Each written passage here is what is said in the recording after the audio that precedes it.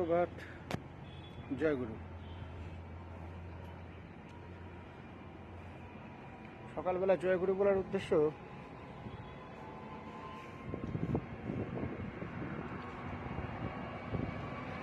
একঘেয়ে হয়ে গেছে। ওই hello dude, hi, see you, এগুলো কেমন জানি পর লাগে আওয়াজগুলো। এর থেকে ফার বেটার সকালে কারোর সঙ্গে দেখা হলে বা কাউকে উইশ করতে হলে রাধে রাধে বললে, রাম রাম যদি বলে, হরে কৃষ্ণ যদি বলে, জয়গুরু যদি বলে, সেটা শুনতে খুব শ্রুতিমধুর।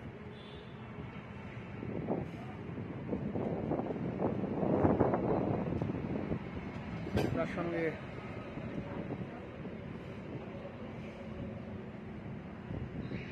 একটা ইমোশনও জড়িয়ে থাকে, যেটা গুড মর্নিংয়ের মধ্যে কোনো ইমোশন থাকে না। বিশেষ করে হিন্দুদের বলে মনে হয়। এবার এক একজনের মতামত এক এক রকম হতেই পারে। কেউ হয়তো এই গুড মর্নিংটাকেই মনে করতেই পারে যে বলে আনন্দ পেল, কিন্তু একদিন ঈশ্বরের নাম দিয়ে দিনটা শুরু করে দেখুন, ভালো বই মন্দ লাগবে না, ভালোই লাগবে। আর কেউ শুনলে আপনাকে নিরক্ষর বা আনকালচার্ড বা ব্যাকওয়ার্ড কেউ বলবে না। আর যদি এইগুলো কেউ বলে, তাহলে জানবেন তাদের সমস্যা আছে।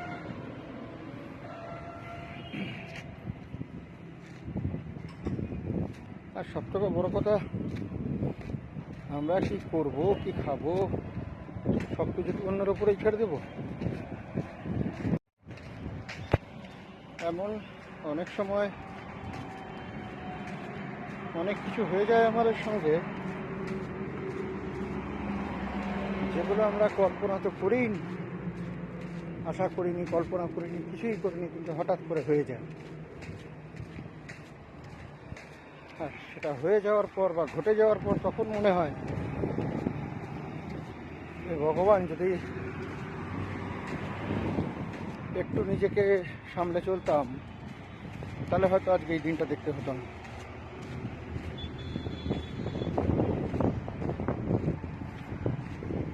কথাটা বলছি কারণ আমার নিজের এরকম হয়েছে।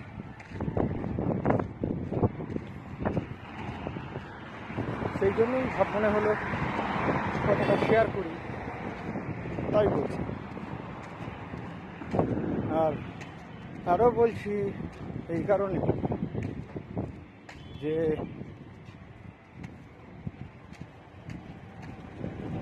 মানুষের জীবনে ঈশ্বরের কতটা অবদান, বা তাকে ভালোবাসলে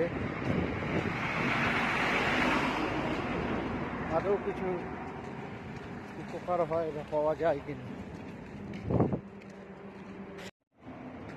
বিষয়টা বলছি, যেটা প্রথম কথা তো এটা একটা খুব বাস্তব কথা, কারণ এটা অন্য কারোর কথা না, কোনো বইয়ের তো কথা না, কারো কাছ থেকে শোনা কথা, নিজের সঙ্গে ঘটে যাওয়া বা এখনও ঘটছে। এটা 2025-এর এপ্রিলের এর দিকে, লাস্ট ইয়ার মানে 2024-এ অগস্ট মাস থেকে বিষয়টা শুরু হয়।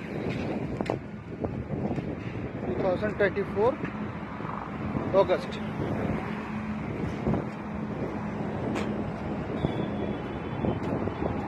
কি হয়,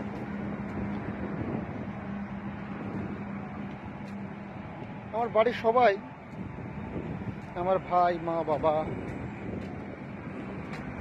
প্রত্যেকেই ঠাকুরের দিক, বুঝলেন? আমি আমার বয়স যখন 12 বছর তখন আমি দেখি,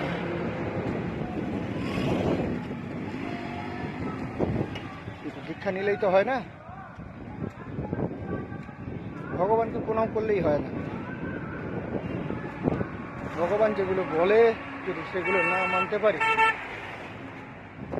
তার কথা মতো যদি না চলতে পারি, তাহলে তাকে ধরা আর না ধরা একই বিষয়।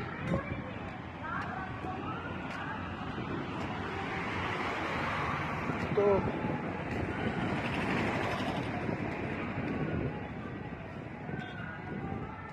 যদি 2024 অগাস্ট মাসের আগের কথা বলি,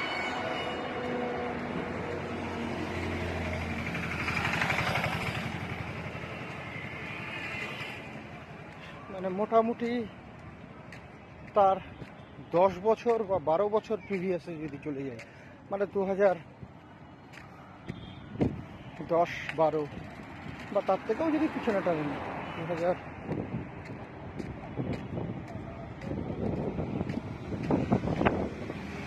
2010,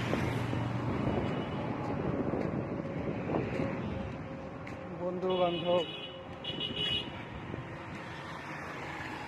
আড্ডা, সব কিছু মিশিয়ে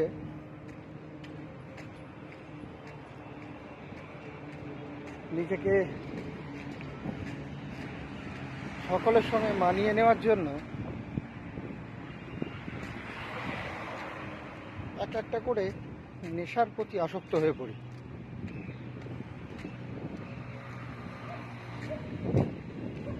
প্রথম ওই সিগারেটটাই খেতাম।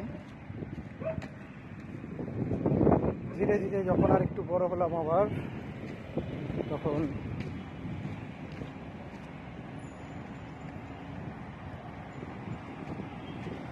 জজ টেলিগ্রাফে পড়তাম।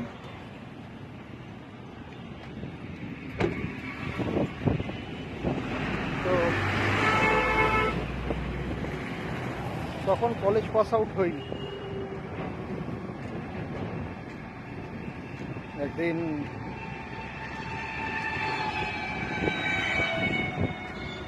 কিছু কলেজের বন্ধু বান্ধব বললো, চল ভাই আজকে মদ খেয়ে দেখি কেমন লাগে। বাজে কথা বলবো না, নিজেরও ইচ্ছা ছিল। তো মদ খাওয়ার পর তার কি রিয়াকশান হয়, কিরম গন্ধ বের হয়, সে সম্পর্কে তো কোনো আইডিয়া ছিল না। তো সেই জন্য আগে ঠিক করলাম বাড়িতে ম্যানেজ করতে হবে যে না, আজকে রাত্রিবেলায় বাড়ি ফিরবো না। তো বাড়ি ফিরবো না, কেন ফিরবো না তার একটা রিজন তো দেখাতে হবে। তো সম্পূর্ণ আমার মনে নেই যে কী রিজন দেখিয়েছিলাম। তো খুব সম্ভবত XYZ কোনো একটা বন্ধুর বাবা বা মাকে মিথ্যা বললাম, যে মানে নিজের বাড়িতে বললাম যে ওর বাবা অসুস্থ, আজকে হসপিটালের বাইরে থাকতে হবে। যাক, সবাই মিলে মদ খেলাম। মনে নেই আজকের দিনে দাঁড়িয়ে আজ থেকে 12, 13 বা 14 বছর আগের কথা এটা, যে নেশা হয়েছিল কি না বা কী ঘটেছিল। কথাটা বলার উদ্দেশ্য হচ্ছে যে মানে 2012 থেকে এই 12 বা 2010 থেকে এই নেশা টুকটুক করে ধরা শুরু। তারপর সময় গেল, আমাদের কলকাতায় ডালহৌসিতে 18 নম্বর RN মুখার্জিতে ক্যালকাটা স্প্রিং লিমিটেড বলে একটা কোম্পানিতে একটা চাকরি হলো। প্রথম প্রথম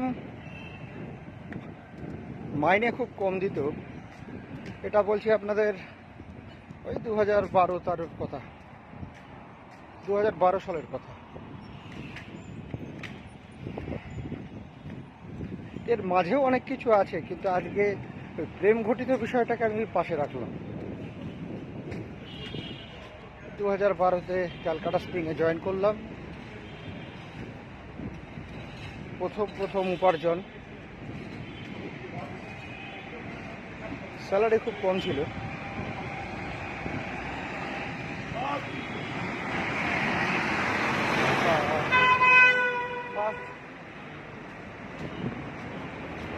সেই সময় আমাকে স্যালারি দিল 6,500 টাকা।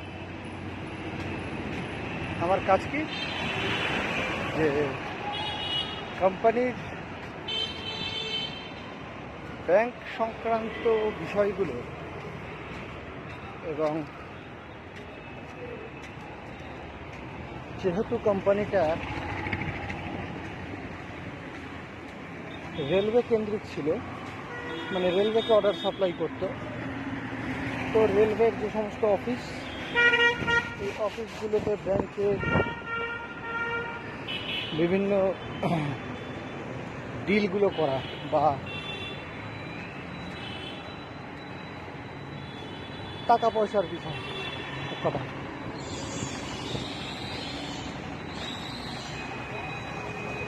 তো প্রথম তো বুঝতাম না, তাও প্রথম জব 4,500 টাকা মাইনে দেয়, সেটাই মনে হতো যাক ভালোই দেয়, সেই মুহূর্তে মনে হতো। সকালবেলায় 8:24 ব্যারাকপুর লোকাল ধরে অফিস চলে যেতাম। অফিস থেকে আমার বাড়ি ব্যারাকপুরে ফিরতে ওই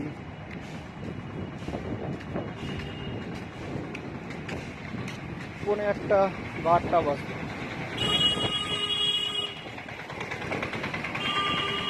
তো আস্তে আস্তে একটা আমাদের বন্ধু বান্ধবরাই আমরা বেশ কয়েকজন ওই একই অফিসে জয়েন করেছি। মানে আমি ছিলাম, সাথে আমার আরও 3টে বন্ধু ব্যারাকপুরেরই। তো সকলে বেশ আনন্দই হতো, একসঙ্গে অফিস যেতাম, একসঙ্গে ফিরতাম ব্যারাকপুরে। তো তার আগেই যেহেতু নেশাটা জানতাম, তখনও অ্যাডিক্টেড তো ছিলাম না, জানতাম বা প্রথম বলে ভালো লাগতো। আর সেই মুহূর্তে দাঁড়িয়ে মনে হলো যে যেহেতু এখন নিজে উপার্জন করছি,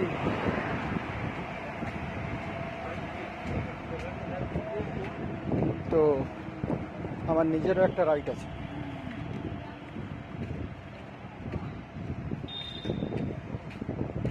তো যাই হোক, ওই 8টা নাগাদ ফিরতাম। ফিরে আমরা ওই 4 বন্ধু প্লাস লোকালেও বেশ কিছু ছেলে পেলে সব একসঙ্গে এই অফিস থেকে ফেরার পথেই মদ টদ কিনে নিজের এলাকায় আসতাম। এসে শুরুতে অল্প, যত দিন গেল পরিমাণ বাড়তে থাকলো। তো চলছিল এরকম।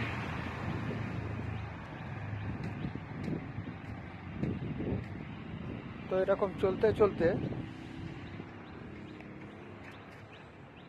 ওই যে কোম্পানিতে কাজ করছিলাম,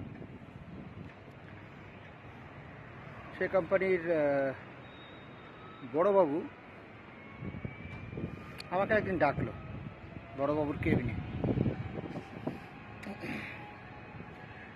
ডেকে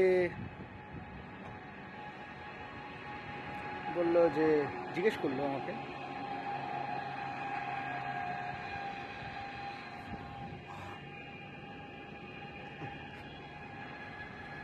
যে বাইরের কাজ করতে পারবো কিনা। বাইরে বলতে আমাদের রেলওয়ের অর্ডার সাপ্লাইয়ের যে সমস্ত রেলওয়ের মাল ছিল সেগুলো অল ইন্ডিয়া সাপ্লাই হতো, মানে সমস্ত রেলওয়েকে। যেমন আমাদের কলকাতায় হেড অফিস যেমন ইস্টার্ন সাউথ ইস্টার্ন, ঠিক সেরকম ওয়েস্টার্ন রেলের অফিস হেড অফিস যেমন মুম্বাই, বোম্বে, এলাহাবাদ, কোনো ক্ষেত্রে ভাইজ্যাক, মানে এক একটা railway, Northern railway, north frontier railway, বিভিন্ন, যাই হোক রেলওয়ে। তো ওই কাজ করতে পারবো কিনা। তা আমি তখন মনে মনেই ভাবছিলাম যে এত কম টাকা, তার মধ্যে এত জার্নি, কী বলবো, হ্যাঁ না না। তো তখন আমাদের যিনি ম্যানেজার ছিলেন, ম্যানেজার আমাকে চোখ টিপে বললো হ্যাঁ বলে দাও। তো ম্যানেজারের কথা ফেলি কী করে, বললাম হ্যাঁ। ও, তো আমাদের যেহেতু ফার্মটা মারওয়াড়ি ফার্ম, তো ওনারা স্যার কথাটা থেকে বেশি বাবু কথাটা বেশি প্রেফার করে। তো সেই কারণে বললাম বড়োবাবুকে যে হ্যাঁ বাবু পারবো। তা তখন একজনকে দেখিয়ে দিল, আমাকে একজনকে দেখিয়ে দিয়ে বলল যান আপনি ওনার সঙ্গে বুঝে নিন ব্যাপার স্যাপারগুলো, আর সমস্ত কন্ট্যাক্ট নাম্বার, ফোন নাম্বার যা লাগে নিয়ে নিন। ওকে। তো সব ফোন নাম্বার টোন নাম্বার নিচ্ছিলাম। তো সেই মুহূর্তে যে ম্যানেজার আমাকে চোখ টিপে বলেছিল যে এটাকে অ্যাকসেপ্ট করে নিতে, সেই ম্যানেজার আমাকে ডাকলো। আমাকে ডেকে বলছে, তুমি কি ওটাকে না বলতে যাচ্ছিলে? হ্যাঁ, এত কম মাইনে। তা বলছে যে যে ডিপার্টমেন্টটায় তোমাকে এখন দিল, তোমার আর মাইনের প্রয়োজন পড়বে না। তো বিষয়টা আমি জানতাম না, তো একটু ডাউট হচ্ছিল যে কি বিষয়ের কথা বলছে। তো যতদূর মনে করে ফার্স্ট আমাকে পাঠায় বর্ধমান। তো বর্ধমানের রেলওয়ের সঙ্গে যে সমস্ত ডিল হয় তার জন্য আগে যেতে হতো খানায় পিডব্লিউআইয়ের কাছ থেকে সাইন করিয়ে চালান কপি জমা পড়তো বর্ধমান থেকে ওটা নিয়ে চলে যেতে হতো আসানসোল।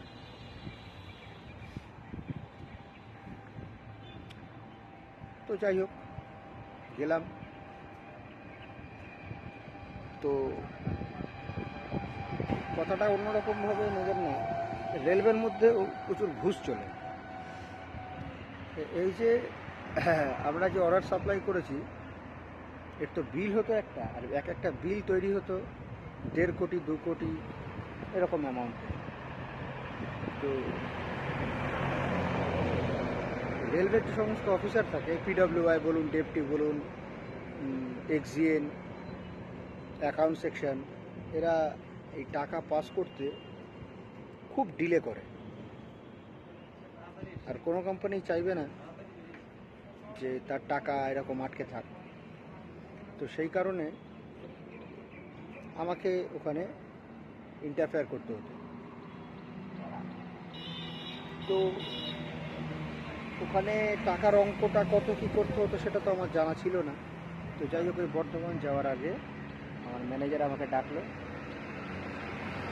দেখে বোঝাল, পুরো হিসাবটা বলল।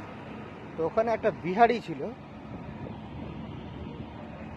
বিহারিটা নাম ছিল, আমরা বলে রাখতাম মিশ্রাজি। তো বিহারিটা বয়স হয়েছিল, তা ও মাইনে পেত আমার থেকে কত সিনিয়র, বহু আগের স্টাফ উনি। এত পুরনো স্টাফ হওয়া সত্ত্বেও সে আমার থেকে অনেক কম মাইনে পেত, মানে তখন মনে হচ্ছে সম্ভবত 5 না 5,500 টাকা পেত। কিন্তু সে ভদ্রলোককে দেখলে বা তার বাড়ি দেখলে মনে হয় 1,00,000 টাকা হয়তো মাসে ইনকাম। বলছি, বারবার বলছি, এটা 2012-র কথা বলছি। তো আমাকে ম্যানেজার ডেকে বললো, দেখো ভাই, এখানে অফিসের সব কিছুর একটা হিসাব আছে। কী হিসাব না, পিডব্লিউআই হিসাব হলো লাখে 400 টাকা পিডব্লিউআই নেবে, কোনো কোনো ক্ষেত্রে লাখে 600। মানে এক এক জায়গায় পিডব্লিউআই এক এক রকম পয়সা ঘুষ খায়। মানে এটা অফিসে জানবে যে বর্ধমানের যে পিডব্লিউআই লাখে 400 করে খায়, ডেপুটি একটা থোক টাকা নেয়। মানে কত টাকার অর্ডার সেটা উনি দেখবেন না, সেটা যদি 20 crore 20 কোটি টাকারও অর্ডার হয় তাও উনি জানাবেন, 1,00,000 টাকার অর্ডার হয়েও তাই নেই। তো মানে পার অর্ডারে। তো ডেপুটি সেই সময় নিত 60,000 টাকা। মানে এটা অফিসকে হিসাবটা দেওয়া হতো। অ্যাকাউন্ট সেকশন 350 টাকা করে পার লাখ। তারপরে বিভিন্ন আরও ডিপার্টমেন্ট আছে, এক্সিএন আছে, এইএন আছে। মানে এইএন বলতে অ্যাসিস্ট্যান্ট ইঞ্জিনিয়ার যিনি।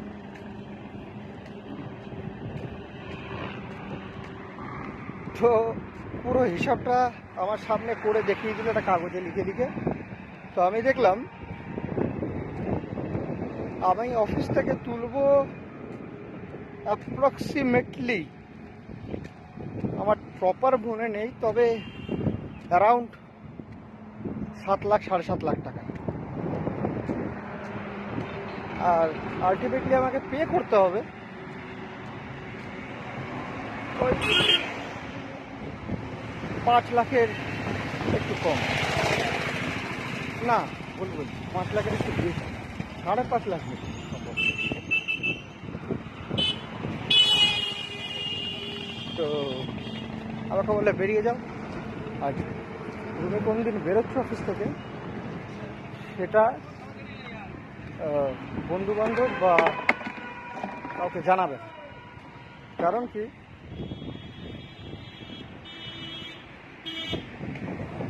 এগুলো যেহেতু টোটালটাই ঘুষের পয়সা দেয়, তো এটা হার্ড ক্যাশে হতো, কিছুটা অ্যাকাউন্টে পাঠাতো। তো আমার 50,000 টাকার বেশি অ্যাকাউন্টে, মানে 49,900 পর্যন্ত ঠিক আছে। 50,000 হয়ে গেলে প্যান নাম্বার লাগবে অনেক ফেকরা।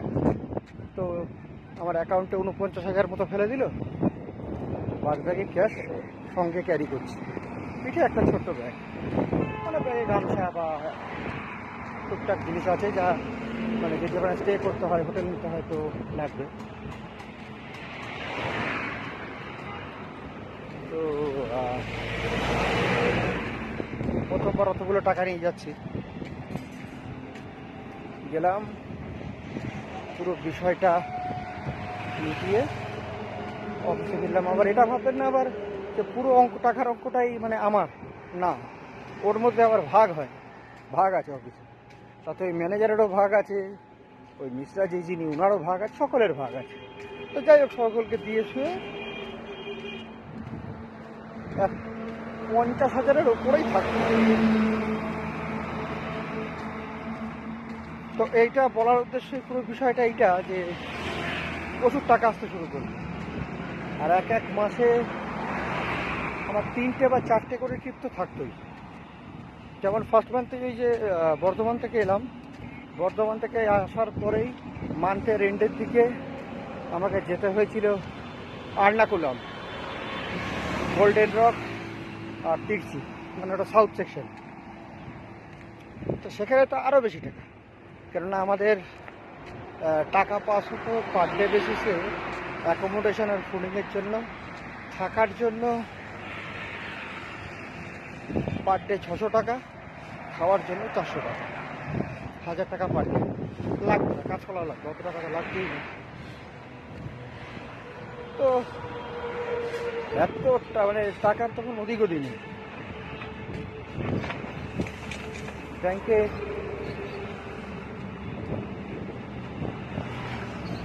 লাগবো ওরকম চিন্তাভাবনা কোনোদিন ছিল না, বা জমাবো।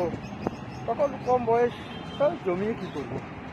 তখন পকেটে মানি ব্যাগ, পিছন মানি ব্যাগটা এত উঁচু হয়ে আছে, মানে রেলাই আলাদা। তো যাতে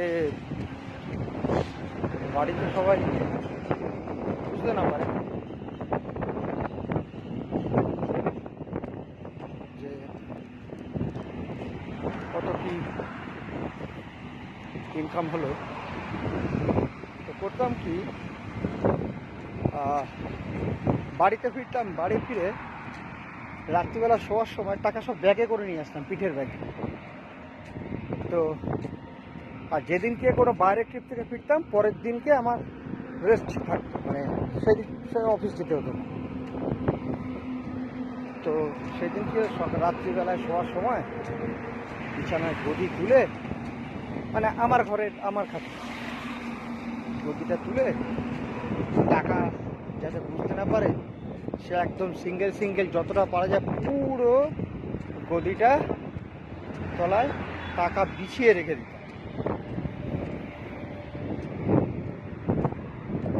আর বড় বক্স কার্ড, মানে বুঝতে পারছেন কতটা চওড়া লম্বা জায়গা। তো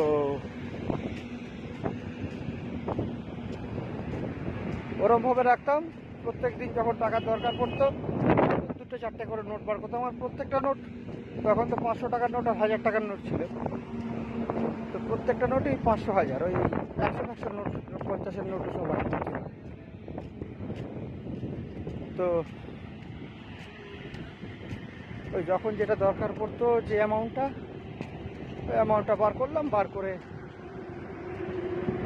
নিজের মতো নিজে ইউজ করতাম।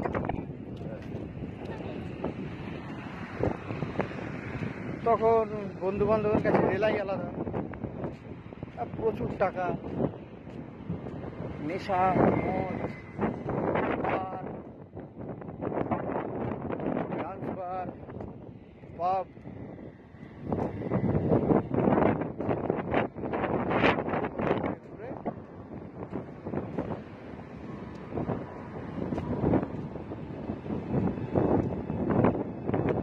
সেই নেশা ধরা। আর এই লাস্ট ইয়ারে 2024-এর অগাস্টের আগে পর্যন্ত প্রত্যেক দিন, একদিনও বাদ নেই, ড্রিঙ্কটা করতাম।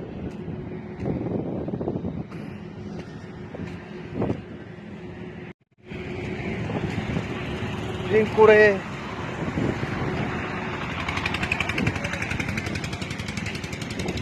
বছর, এই 2 বছর 3 বছর আগের কথা বলছি, 3 বছর আগে সমস্ত কাজ বাজ ছেড়ে ইচ্ছা হলো সুন্দরবনে একটা ট্যুরিস্ট বোট কেনার। সুন্দরবনে একটা ট্যুরিস্ট বোট কিনলাম, ভাবলাম এবার এটা দিয়ে ব্যবসা করবো, কারণ ভালো লাগবে নদীর মাঝখানে বোটে করে, একদম নিঝুম রাত্রিবেলাটা বিশেষ করে বোটেই রান্না বান্না করা, খাওয়া, ঘুমানো, বেড, বিছানা ছিল, বেড ছিল, খাট ছিল, ড্রেসিং টেবিল থেকে শুরু করে আমার বোটে সবই ছিল বা আছে।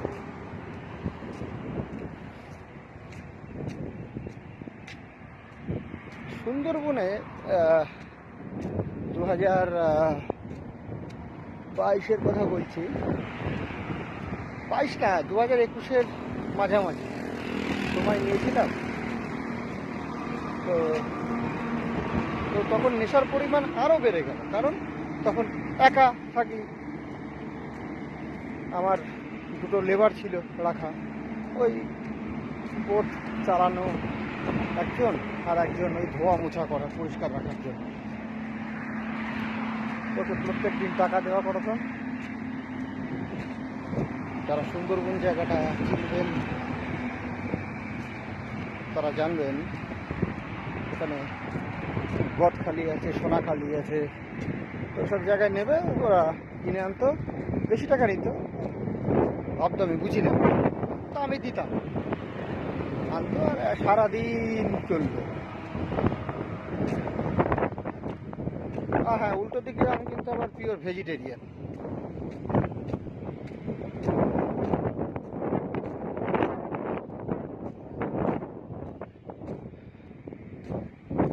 এই ছিল আমার জীবনযাপন 2024-এর অগাস্টের আগে পর্যন্ত। ভিডিওটা অনেক বড় হয়ে যাবে, বাকিটা এর পরে বলবো। ভিডিওটা অবশ্যই দেখতে, এর পরের ভিডিওটা দেখতে অবশ্যই ভুলবেন না। আমি আপনাদের আমার স্বার্থে বলছি না সম্পূর্ণভাবে, আবার স্বার্থ যে নেই সেটাও না, আমারও স্বার্থ আছে, কিন্তু আমি বলার উদ্দেশ্য, যে স্টেজ থেকে আমি পেরিয়ে এসেছি সেইটা শেয়ার করে নিলাম বা শেয়ার করে দিলাম। কম বেশি প্রত্যেকেরই এরকম হয় বলে আমার মনে হয়।